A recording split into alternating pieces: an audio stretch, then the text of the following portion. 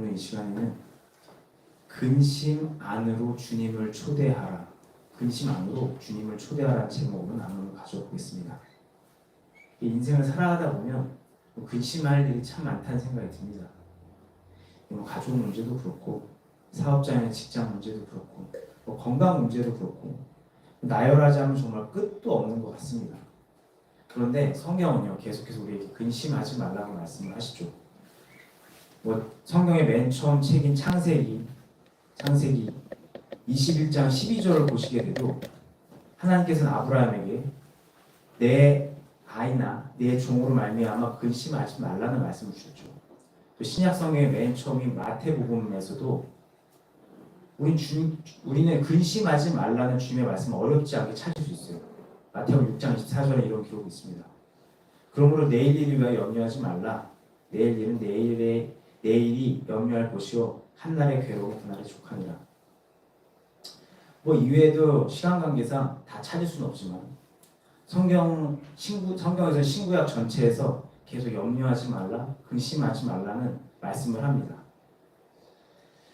그래서 이런 성경의 겉면 때문인지 우리는 그동안 아무리 힘들어도 근심하지 말고 다 감사하라는 겉면을 받아왔죠. 근심하지 말고 걱정하지 말고 그거 안 좋은 거야. 다 감사해. 하지만 지나온 신앙을 저에게 돌이켜보면 그렇게 어려운 일을 당할 때요, 근심하지 않고 오히려 감사한다? 그건 정말 마음처럼 쉽게 되는 일이 아니었습니다. 성도님들께서 어떠셨나? 이게 진짜 되던가요? 떠올라오는 근심을 떨쳐내고 오히려 감사한다는 게 쉽던가요? 저는 솔직히 어렵거든요. 내가 근심이 쌓여 올라오고 있는데, 상황이 뻔히 있는데 그냥 감사한다고? 저는 진짜 안 되더라고요. 이게 부족해서는 저는 안 됐어요. 그래서 어떤 분들은 저 같은 이런 사람들을 위해서 이런 말씀을 하셨어요. 말에는 힘이 있으니까 억지로라도 계속 감사를 하다 보면 언젠가 진짜 감사가 나온다. 그러니까 힘들더라도 입술로라도 감사를 해라. 감사 훈련을 해라. 라는 권면을 해주셨습니다.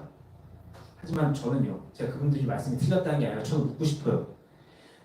감사 훈련을 했던 지금 우리가 과연 지금 이 상황 속에서 감사가 잘 나오던가요? 그 감사 훈련이 내 삶에서 정말 툭 치면 정말 감사가 나오게 나를 변화시켰나? 물론 저도 의식적으로 계속 감사하다 보면 언젠가 진짜 감사가 나올 수 있다는 거 저도 믿습니다. 인정합니다. 계속 감사하다 보면 상황이 바뀌어서, 정말 말에 힘이 있으니까 상황이 바뀌어서 진짜 감사가 나올 수 있고요. 또 상황이 바뀌지 않아도 내 마음이 바뀌어서 감사할 수 있겠죠. 하지만요, 우리는 분명히 알아야 돼요. 뭘 알아야 되냐? 주님께서 우리에게 근심하지 말라, 염려하지 말라 하신 건요, 단순히 그 근심하지 말라는 그 근심하는 행동 자체를 멈추라고 말씀을 주신 게 아니에요.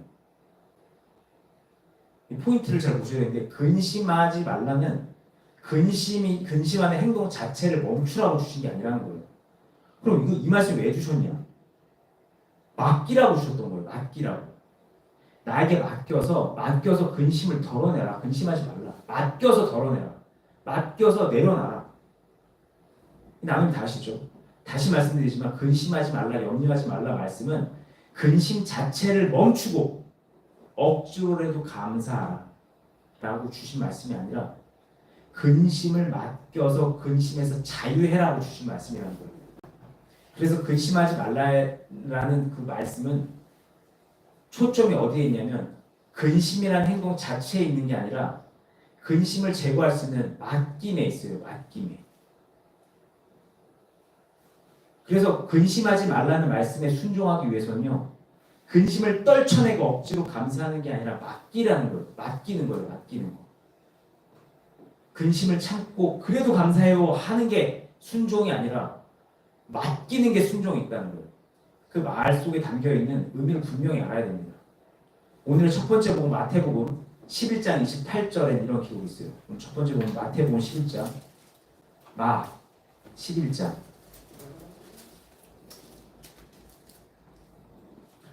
28절 다 찾으실 믿고 함께 읽겠습니다. 시작. 수고하고 무거운 짐진 자들아 다 내게로 오라. 내가 너희를 쉬게 하리라. 아멘. 그리고 이어지는 두 번째 본문 베드로전서 저 뒤에 벳에서 첫 번째 베드로전서 5장 7절.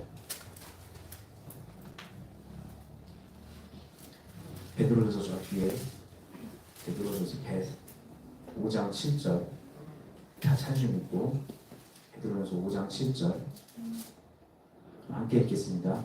시작. 너희 염려를 다 주께 맡겨라. 이는 그가 너희를 돌보시리라. 이 두 말씀, 저 이 두 말씀을 갖고 근심하고 계신 성도님께 권면을 드립니다. 마음속에 올라오는 그 염려, 근심, 억지로 참아내시면서 억지로 감사하려고 하시기보다 그 근심을 있는 그대로 두세요. 올라오는 대로 두는 겁니다. 그리고 그 근심을 가져다가 하나님께 맡기는 거예요. 그래서 근심에 자유로워져서 진짜 감사하실 수 있기를 소원합니다. 저희 나눔에 그래 근심하지 말라는 말씀이 맡기라는 말씀을 알겠다 이거야. 근데 이거 어떻게 맡길 수 있냐는 거지. 믿음이 생겨야 맡길 수 있잖아요. 맨날 맡기래. 어떻게 맡겨? 그리고 솔직히 엄청 힘들어. 나 지금 엄청 힘들어. 근데 이 맡긴다는 게 엄청 힘들 때는 잘 닿지가 않거든요. 진짜 모르겠어. 나 진짜 죽을 것 같은데 지금 모르겠어. 맡기고 뭐 모르겠어. 어떻게 해야 돼? 이 상황에서 어떻게 해야 될까요? 정말 극한 상황 속에서 맡기고 뭐 그런 말 듣고 싶지도 않아. 그럼 이 상황에서 내가 어떻게 해야 될까? 사실 이 생각을 제가 가졌었거든요. 뭐 어쩌라고 그래서 맡겨? 뭐 어떻게 맡겨? 모르겠는 거예요. 이게 사실 뜬구름 잡는 소리 같더라고. 너나 맡겨라. 야, 너나 맡겨. 죽을 것 같은데 뭘 어떻게 맡기라고. 아무 생각이 안 들어요. 짜증만 나더라고요. 그래서 정말 급한 그 상황 속에서 만사가 다 짜증나고 힘든 상황에서 어떻게 하면 좋을까? 성도님들의 그 상황, 저도 옛날에 그랬고 이 상황에서 어떻게 맡길 수 있을까? 어떻게 맡길 수 있는 믿음을 소유할 수 있을까라는 고민을 하다가 방법 하나를 조명받게 됐어요. 무조건 맞다고 할 수는 없지만 그래서 짜증나고 갑갑한 상황에서 믿음을 갖는 데 도움이 될 수도 있으니까 한번 들어보시고 시도해보시면 좋겠어요. 돌리지 않고 바로 말씀드리면 그게 뭐냐? 그 방법이 뭐냐? 하나님을 나의 그 근심 안에 초대하는 거예요. 하나님을 나의 근심 상황 속에 초대하는 거죠. 이게 나의 근심과 한탄에 하나님을 초대하는데 이게 어떤 느낌인지 다 아세요? 상황을 한번 상상을 해서 예를 들어보면 근심과 우울이란 진흙탕에 내가 막 있는 거예요. 막 엉겨 있어. 막 온몸에 막 지능이 다 묻어 있고 막 오물이 다 묻어 있는 그 상태에서 하나님을 초대하는 거죠. 이 진흙탕에다가 그 처절한 늪에서 막 몸이 계속 빠지는데 하나님을 부르는 거예요. 하나님을 부르면서 초대하는 거죠. 초대하려면 불러야 되잖아요. 불러요. 부르는 겁니다. 부르면서 그 슬픔과 우울과 근심의 공간으로 하나님을 모셔오는 거죠. 이 상황을 이해하시기 좋게 이 성경 속 인물이 했던 그 모습을 보여드릴 건데 역사 속에서 보면 역사 속에서 이 다윗의 삶을 보면 다윗은 모든 영역에서 하나님을 초대했던 게 보여요. 항상 하나님을 초대했거든요. 이 다윗의 삶을 한번 기억해 보시기 바랍니다. 그 사람 항상 하나님을 초대했어요. 그 어떤 삶을 살았는지 시편의 기록들 이런 거 기억해 보시면 항상 그 사람 하나님을 초대했어요. 하나님을 항상 부르면서 자신의 삶에 하나님을 모셔드렸죠. 그리고 심지어 한탄의 자리에, 근심의 자리에, 괴로움의 자리에까지 하나님을 초대했어요. 기쁠 때도 초대했지만 한탄의 자리에도 매 순간 하나님을 초대했던 거예요. 오늘 본문이 시편 3편은요. 다윗이 노년에 아들이 그 반역했을 때, 압살롬이 반역했을 때 도주하면서 고백했던 말씀이에요. 그러니까 아들이 자기를 죽이러 와. 그래서 막 도망가. 그때 이 고백을 했던 말씀인데요. 제가 이 말씀을 굳이 선택한 이유는요. 이 말씀은 근심 속에 하나님을 초대한 모습이 너무 잘 담겨 있어서 제가 이 말씀을 선택했어요. 그래서 지금부터 시편 3편을 함께 읽어볼 겁니다. 8절이나 되니까 교독할 건데 시편 3편 시편 3편 시 3편 3편 1절부터 8절 다 읽을 건데요. 교독하겠습니다. 그러면 다 찾으시면 믿고 제가 먼저 읽겠습니다. 여호와여 나의 대적들이 어찌 그리 많은지요 일어나 나를 치는 자가 많으니이다.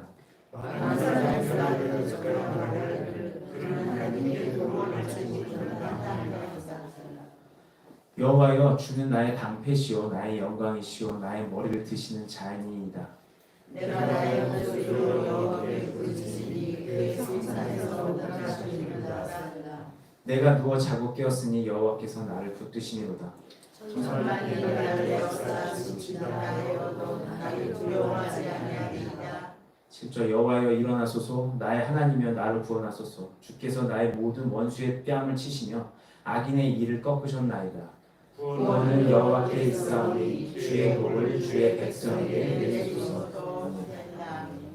지금 이 시편 3편의 말씀을 통해서 구약의 한 신앙인이 지금 탄식하고 있는 거예요. 그냥 다윗이라고 생각하지 않고 그냥 구약의 한 신앙인이 탄식하고 있어요. 도대체 1절 도대체 내 삶에 왜 이렇게 적이 많지? 왜 그렇게 날 못 잡아먹어 다 안달이지? 평생 나는 공격만 받고 사는구나. 2절 그 많던 사람들이 나에게 와서는 니네 하나님이 이번에 너 못 구해준다. 넌 죽었어 나한테. 이러면서 나를 공격하는구나. 내가 근데 그 수라를 뚫고 지금까지 살아왔는데 이제는 마지막에 아들까지 날 죽이려고 하네. 이렇게 탄식하고 있는 거고. 그래서 지금 신약에 살고 계신 성도님들께 질문 드려봅니다. 혹시 이런 탄식 해본 적 없으신가요? 왜 내 인생이 이렇게 맨날 힘들지? 내 주변 사람들은 왜 나를 이렇게 못 잡아먹어 안달이지? 왜 내 부모는, 내 형제 자매는, 왜 내 아내는, 내 남편은, 내 직장 동료는 왜 이렇게 나를 힘들게 하나? 그런데 그거 견딜만 한데 그래 견뎌왔는데 심지어 내 자식까지 내 마음을 몰라주고 이렇게 속을 태우네. 죽어라 하는구나. 이런 탄식. 이때 마음 혹시 어떠셨나요? 혹시 이런 경험이 있으셨다면? 저는 개인적으로 엄청 많이 힘들었거든요. 진짜 많이 근심이 됐어요. 근데 이 탄식을 했던 구약의 신앙인 다윗도 아마 우리처럼 엄청 많이 힘들었을 겁니다. 처참했겠죠. 생각이 많았을 거예요. 사랑하는 아들마저도 날 죽이러 오니까 그 수라를 뚫고 오늘에 왔는데 아니 이제는 내 식구까지 날 죽이려고 하네. 진짜 이게 인생 뭔가 싶었겠죠. 그런데 그 비참한 상황에서 그 근심, 우울, 슬픔이 가득한 그 상황에서 그는 그 자신의 근심 안으로 슬픔 안으로 하나님을 초대하는 거예요. 어떻게요? 3절의 첫 성이 뭔가요? 여호와예요. 여호와. 하나님을 부르는 거죠. 그 근심 속에서 하나님을 부릅니다.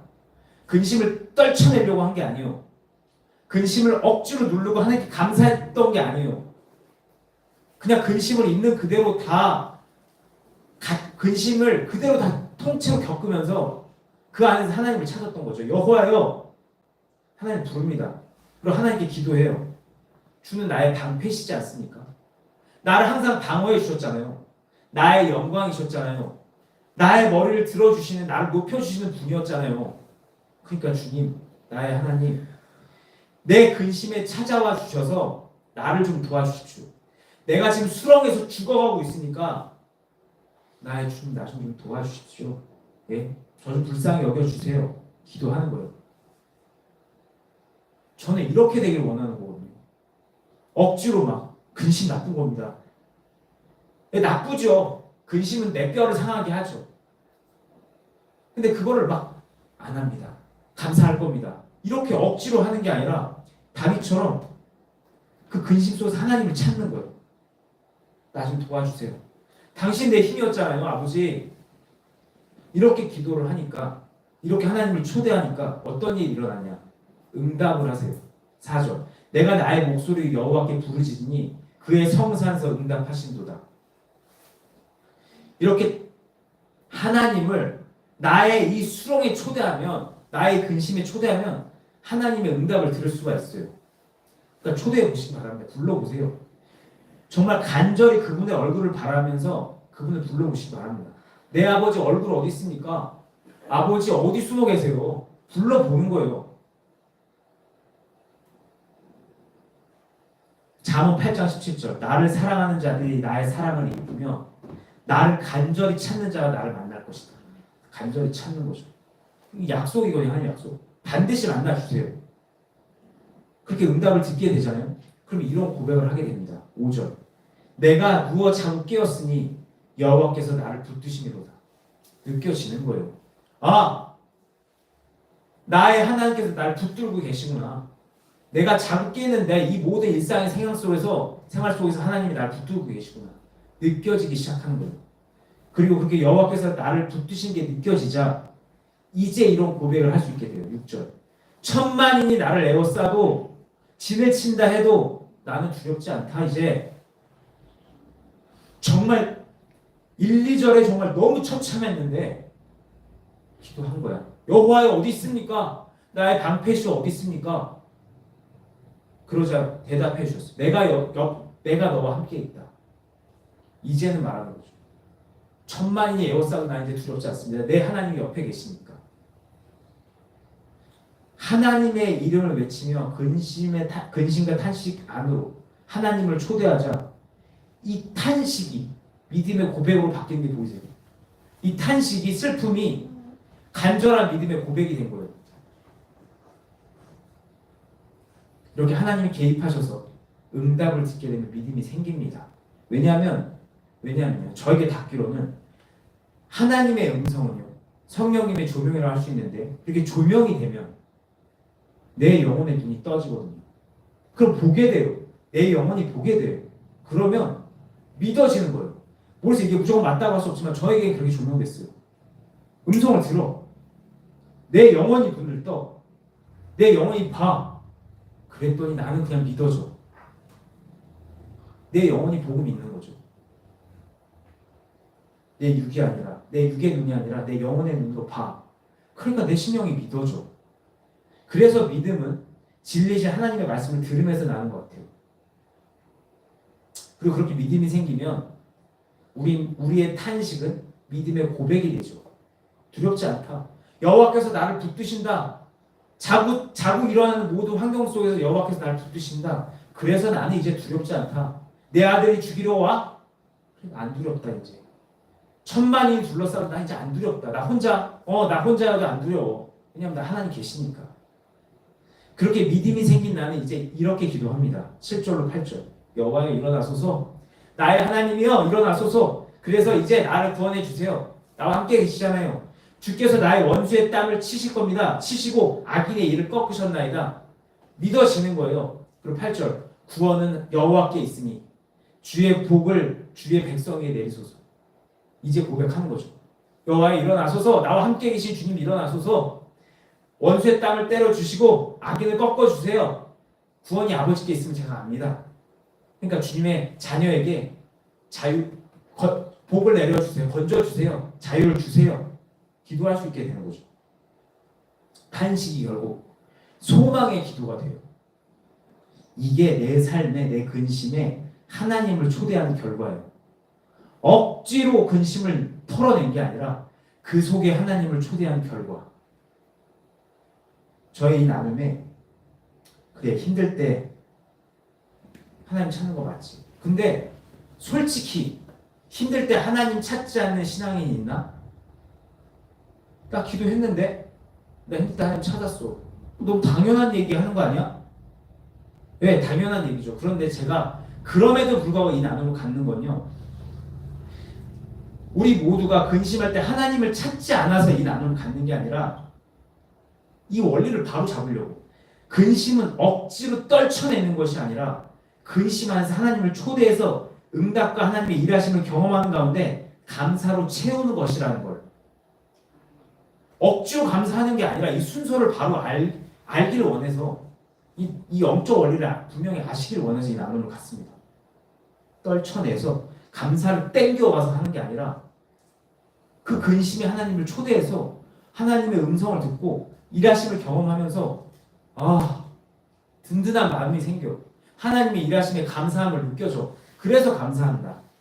이 중간 과정을 빼고 근심 빼고 감사 넣고 이게 아니라 근심 속에서 과정을 거쳐서 감사까지 가는 이 과정을 아시라고 이 나눔을 갖게 됐습니다.